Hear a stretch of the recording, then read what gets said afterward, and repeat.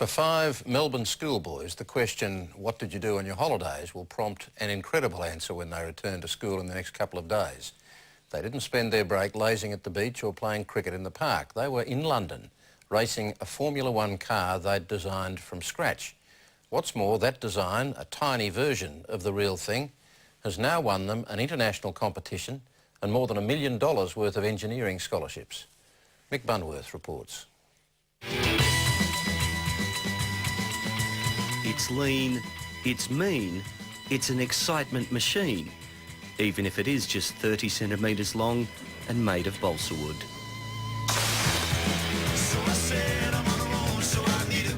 The model car, powered by a soda bulb and able to reach 100 kilometres an hour in just 2 seconds, is Australia's latest world champion. And when its designers, 5 13 and 14-year-olds from Melbourne's Trinity Grammar School, head back to class this week, they'll have quite a story about what they did on their holidays.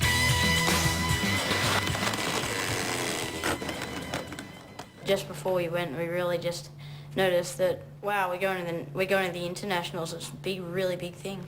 In early January, the boys travelled to the UK to compete in the final of an international Formula One design competition. Whoa.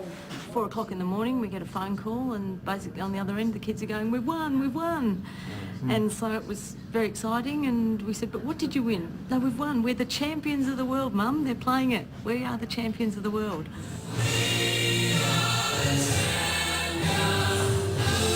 The boys designed their car using the same cutting-edge software employed in the design of the newly launched A380 Airbus. The car then came to life via a computer-driven lathe.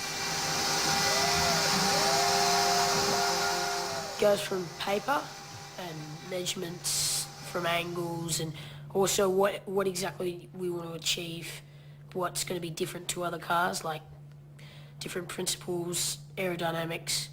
Needed to think about streamlining, and we took into account some physical principles, like Bernoulli's principle and things.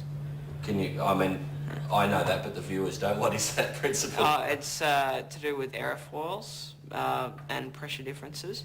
The software was provided by the non-profit Re-Engineering Australia Forum. Well, it was in response to skill shortages, specifically in the areas of engineering and manufacturing. Industry in Australia want to grow, but they can't see young people coming through, and REA's main mission is to get young people excited about careers in those areas. But also, I reckon it's environmental frequencies. No, I don't think so. One of the things that kids really respond to is realism in their studies, and it's made it very, very exciting, and they've picked up the cudgel and they've worked with it, and they've achieved something which we never really believed they would achieve at the outset. But achieve they have. All 5 boys have won engineering scholarships to London's City University, a prize with a combined value of more than $1 million. Now all they need to do is pass their VCE in 5 years' time. Well, they've got to choose in the end, I think, to take up that offer, you know, I'm hoping that it would be an experience that they shouldn't miss, really. Seeing students exchanging business cards with important, powerful people is just amazing.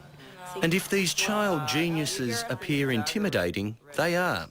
They seem somewhat bolder, having mastered adult technology known as CATIA, which, as we all probably know, is the acronym for Computer-Aided Three-Dimensional Interactive Application. It's cool. What I want to do is get a certification for CATIA, go to a convention and kind of piss off all the adults. Look at me.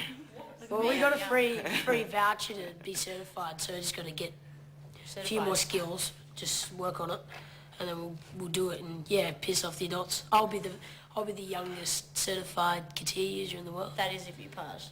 Yes. Perhaps the hardest thing for these boys will be returning to school life having already tasted celebrity. Oh, it was pretty cool. In the end of the plane trip, we got upgraded to business for an hour. Yeah. Business class. The pilot heard how And cool he we said- were. I think they're allowed to be a tiny bit boastful, for the moment at least. Mick Bunworth with that report, and that's the program for tonight. We'll be back at the same time tomorrow, but for now, good night.